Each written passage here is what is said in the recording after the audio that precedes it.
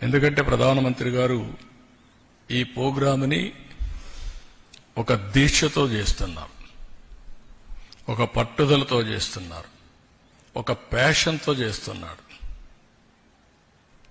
ఈ బెనిఫిట్స్ ఆయన అనుభవిస్తున్నాడు. ఆయన అనుభవించే ఆ బెనిఫిట్స్ సమాజానికి, ప్రజలకు అందజేయాలని తాపత్రయపడుతున్నాడు. అందుకే మీరు చూస్తే ఎంత పని చేసినా ఆయనకు అలసట్లేదు.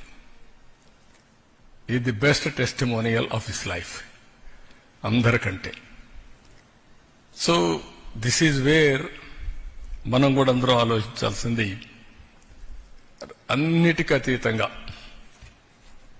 మీ యొక్క ఇష్ట అయిష్టాలకు అతీతంగా, రాగద్వేషాలకు అతీతంగా, లేకపోతే సమాజంలో ఉండే ఈ అన్ని సమస్యలు, మీ సమస్యలకు అతీతంగా అందరం ఆలోచించి మన అందరం దీన్ని ప్రమోట్ చేద్దాం, సమిష్టిగా ఆచరిద్దాం, అనుచరిద్దాం, ప్రమోట్ చేద్దాం, ప్రూఫ్ ఆఫ్ కాన్సెప్ట్ తయారు చేద్దాం. ఇది ఒక హోలిస్టిక్ ఆబ్జెక్టివ్. దీనికంటే మించిన ఆబ్జెక్టివ్ ఏమి లేదు. నేను చాలా కార్యక్రమాలు చేశాను. నేచురల్ ఫార్మింగ్ నేను తయారు చేశాను.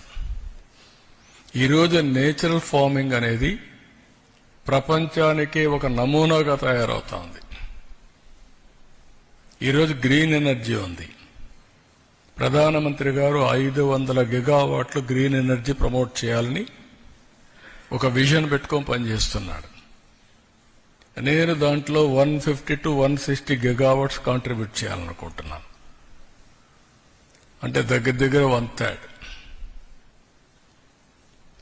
దిస్ ఆర్ ఆల్ రాబోయే రోజుల్లో మనం ఊహించినటువంటి సమాజంలో మార్పులకు నాంది పలకబోతున్నాయి. ఎన్విరాన్మెంటల్ బ్యాలెన్స్, హెల్త్ మీద ఇంపాక్ట్, సొసైటీ మీద చాలా. ఎందుకంటే భారతదేశం ఈరోజు మళ్ళీ చెప్తున్నా, నాకేమాత్రం అనుమానం లేదు, 2047 భారతదేశం నెంబర్ 1 ఆర్ నెంబర్ 2గా ఉండాలి. నెంబర్ 2గా 2028కి వస్తాం. మళ్ళీ 20 ఏళ్లు మనకు సమయం ఉంటుంది.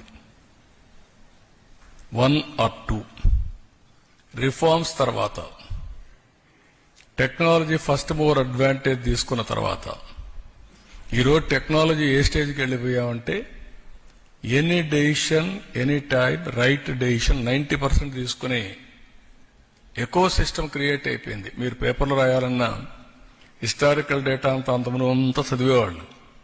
ఇప్పుడు చాట్ జీపీటీని అడిగి తీస్తుంది, లేకుంటే ఏఐని అడిగి తీస్తుంది. దాన్ని బేస్ చేసుకొని ఏదైనా ఉంటే ఎడిషన్స్, డిలీషన్స్ ఉంటే అడిషన్స్, డిలీషన్స్ చేసి మీరు స్టోరీ ఫైల్ చేసే పరిస్థితికి వచ్చారు. It is more accurate.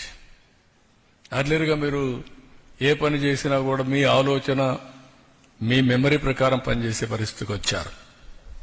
మూడోది డెమోగ్రఫిక్ డివిడెంట్ ఉండే, అడ్వాంటేజ్ ఉండే ఏకైక దేశం భారతదేశం. Technology, demographic dividend.